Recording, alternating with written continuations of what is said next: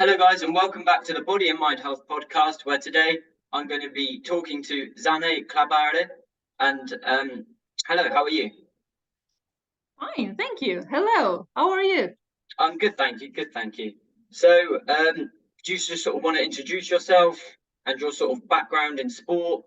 Yeah, do you want to just talk to me about you for a bit?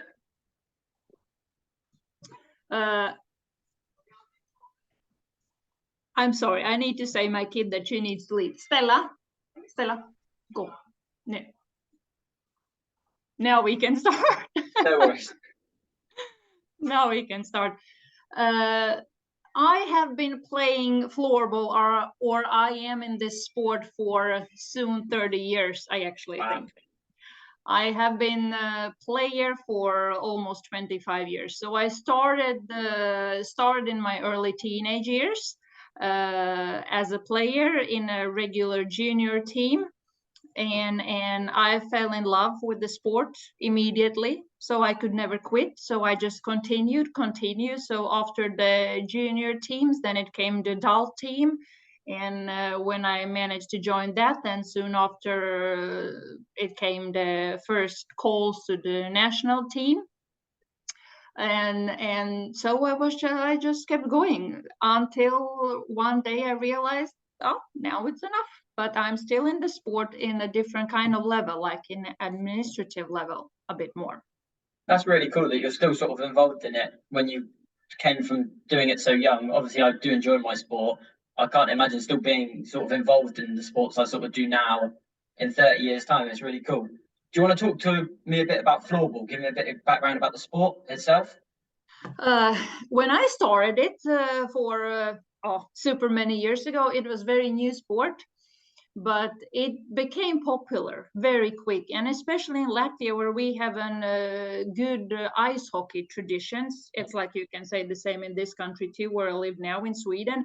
So the sport with a stick and a ball, it got very popular very quickly, and it's very easy and it's cheap and it's accessible, so everyone can do that. Everyone can have a stick and a running shoes that you can use in a regular indoor arena. So it became somehow available for very many persons, for very many people, so it was easy to do, and it was fun and it was fast, so it grew quickly. So in the beginning it was like not when we started, it was not that many people, it was new. But now after 30 years, it's like super many people. It has grown in super much, and it has become popular in so many countries, and people do play more and more, and it has grown to a super big and wonderful sport, I would like to say. Yeah, no, definitely. I was wondering, how did you sort of come across floorball as a young person? Did you sort of have parents that played it, or friends that played it, or did you find a club, or was it just the idea of picking up a stick and hitting a ball? I liked sports always, and it's only me and my dad in the family. I have two more sisters. They are absolutely no interested in sports whatsoever, but I enjoyed it. So after the school, I did everything what they offered in the local gymnastics, in the local indoor arena that we had in the small village where I grew up.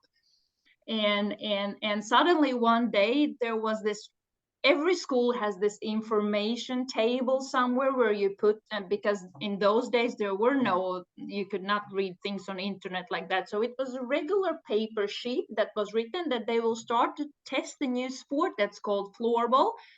And if there are any people who wants to try it, they are very welcome. So of course I went because I loved sports. I tried to play some basketball. I tried to play some football. I tried to play some baseball. I have tried everything that small village could offer, but nothing really stuck. So I was just a sporty, active girl until that sport came, until I saw that little note about that they will try this floorball. So then I went to the first practice. I remember that I ditched my music school because I also went to that school. So I ditched that and I never told mom. to be a participant for this first floorball practice. And since that, yes, I never gave up. And that's how I found out, and that's how I continued, and I loved it from the first second when I started to do it. Wow, that's a really great story. What sort of made floorball different from the other sports? You said like baseball, basketball, football. What sort of made it a bit different? What made it sort of stick? Baseball and football and basketball, all the others that I tried, I liked, but I never had this special feeling about them. Because basketball, that's a very big sport in Latvia too.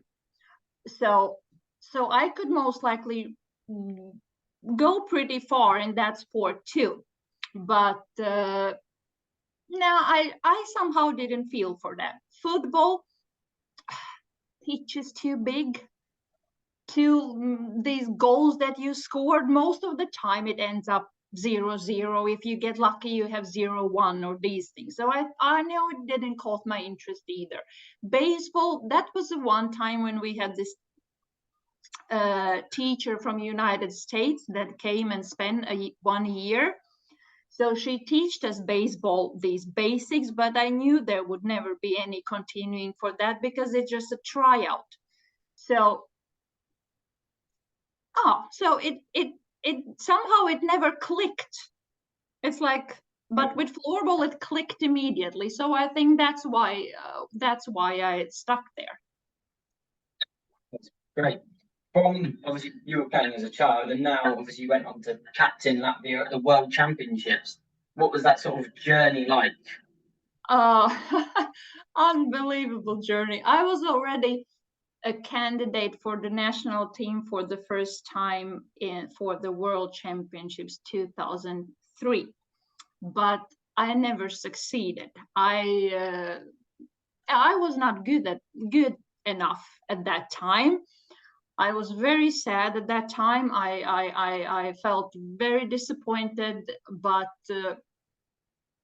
it never made me to give up. These kind of disappointment things that came, it just made me stronger. Then that means that if I'm not good enough now, I need to practice more. I don't need to give up. I just need to practice more to be better. So, and in the end, it was. I managed to get my first World Championship in 2005 in Singapore. And then we had the team captain that was already from the previous championships, that was playing already for several ones. And of course, that was a natural choice that she would be that. And there was never up for a question that there would be another one. But then came the championship in 2007, and that was in Denmark. And then that girl had stopped playing, so the team didn't have any captain. So then there was this voting. The girls voted for the captain, and somehow it ended up that they voted for me, and that was like one of the surprises of a lifetime, because I never saw myself there. I never saw myself as a leader of the team, but everyone else saw that in me. So I was the feeling is even hard to describe that yeah, I was a voted captain from my own team. So that was like amazingly proud moment. But that was the only championship, because in 2009 the next captain took over, that has been captain for all the other championships. She was the real captain always. We have this special girl that is like meant for that position, but in 2007 she was too young for that. Amazing. What was it like competing at like almost the world stage at a world championship and playing against other oppositions of that sort of high status?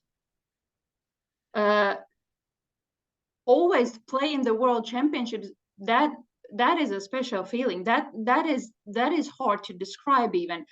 It's sometimes when you go to the pitch and everything, when the warm-up is over and these simple things are over, and then you get back and you line up for the national anthems. Oh, that's hard to handle. I have always have very hard to handle national anthems. It's such an emotional moment that every time I think I will start to cry. And that will be so crazy inappropriate because you cannot cry. You will need to play a floorball match.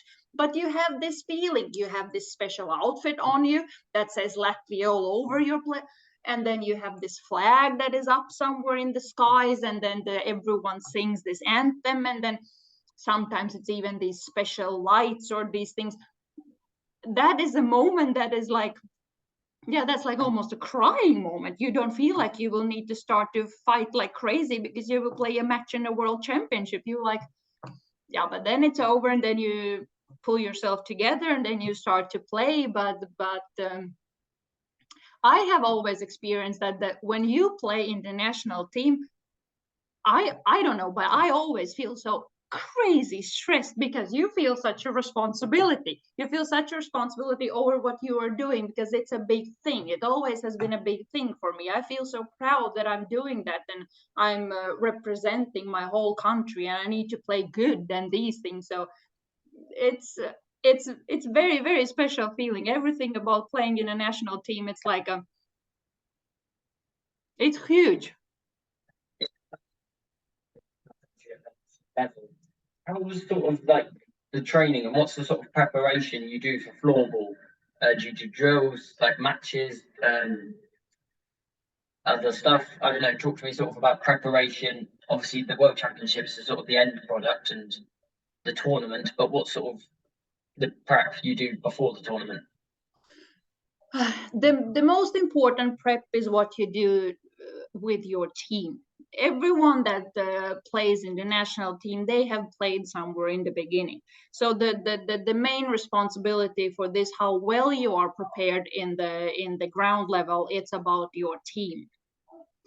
And a regular team plays trains pretty many evenings on every week, and then there are matches on the weekends, and during summers there usually are these physical tests, or not tests actually, some physical practices and physical camps. And because in floorball you really need to can run. It's not like you need to be able to run and run a lot and fight a lot, and you need to have a strength, and you need to have this ability to run long and last long, and so the basic preparation is within your own team where you play on a daily basis. But then when this world championship starts to come closer and closer, you start to get these camps together with the national team. And then there are always these coaches that invite you to the camps, and usually they start with some 30-40 players, and then they cut down to the last 20 that will be the ones that will play the world championship. And then you have these camps, you have these international weekends in the floorball where you can go around and meet other teams, or you can invite other teams to your own home country, and you can play friendship matches. And that is the level how you prepared. And then you put the lines together, because that's most likely won't have the partners that I usually have in my own team. It will be like different kinds of, it will be from a different clubs, it will be from the clubs that we have girls that plays abroad also. So then you need to find this line. Usually you need to find this your connection, how you will work and how you will understand, and that's the work for the national team coaches. So they build the team from all these girls that they have invited. They build the team, and then they also look after which ones will be good enough. Sounds very harsh, but it is like that. Or sometimes it's actually not even the best players. It's the ones who understands the game, it's the ones who can be a team player, and then you build the team from all these preparation camps, international matches. Then you build the team, and that's your end product. And usually, because before like 1 month before, you know the team. You said it was a bit almost of a shock. How did you cope with it, I guess, being the captain of the national team when you sort of didn't expect it, it sort of came upon you? How did you sort of cope? What did you sort of do for the team? Were you team motivator or strategies or? Uh, I knew that now I need to step up, and I was not. I had not any plans for that. I will just lay back and sit and wait what the other people decide and let me to do. And now I was needed. I was the one that needed to step up. Then suddenly I was responsible for the warm-ups. I was responsible for the pep talks.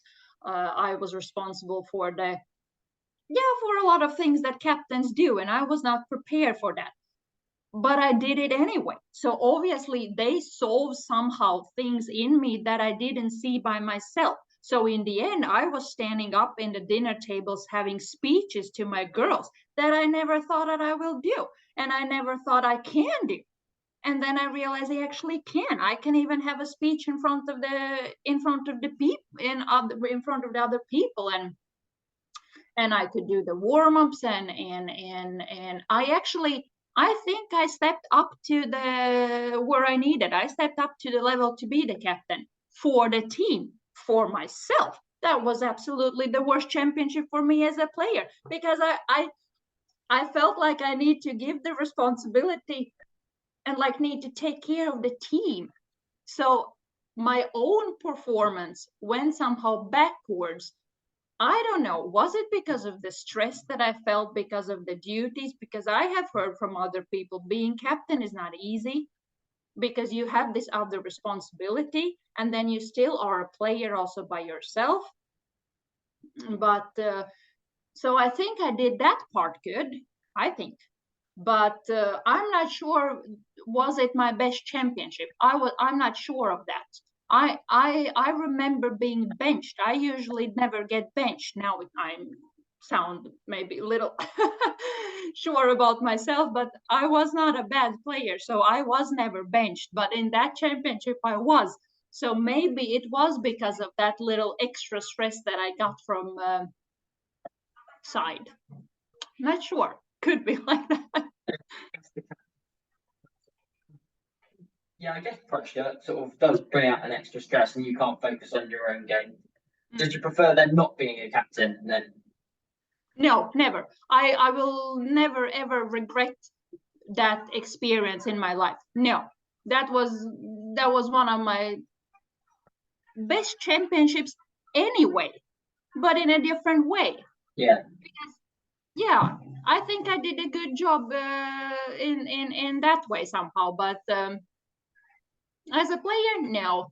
But do I regret, or would I do anything different? No, never. That's an experience that I would never swap to. No. Yeah, I guess that's the thing in sport, isn't it? It's all almost about the experience and getting experience and stuff, doing things. So obviously, I guess football's a massive part of your life. Do you do anything to almost get away from it? Even now, when you're sort of still involved in the sport, it must obviously keep you involved. But is there anything sometimes if you get a bit stressed with it, or it just feels like floorball's taking over your life? Do you do anything to sort of get away from it? No. You don't find that? When I decided to stop playing, that was the biggest decision. So then I took it back big time, because I didn't spend almost every evening in the arena. I didn't spend almost every weekend in having some match. And then somehow it felt that the parts that I have left, like doing this job for the International Floorball Federation or Latvian Floorball Federation, I do it on my own terms. And then it feels that it's totally okay, because it's not that often that now some of my duties are, or so that's like on my own terms. I have been asked to be a coach for some junior teams here in the city where I live now. And that's the level where I have said no. So because that feels the level where then it will be too much. because that part, when it takes so much evenings, when it takes so much weekends, because you have matches, and if you're a coach, you need to prepare and you need to be on the spot several evenings per week. That would be too much. That I would never ever like to go back to, because I spent too many years giving so much time for the floorball. But now this other part that I do, that doesn't take that much time. So, and that's on my own terms somehow. So that is just a pure pleasure. So now I can choose which matches I would like to see, which I follow the Latvian league very closely, because they have all these, they present these, or I can see video matches from the Latvian league, so they have this setting that they show it on the TV, so I can see it.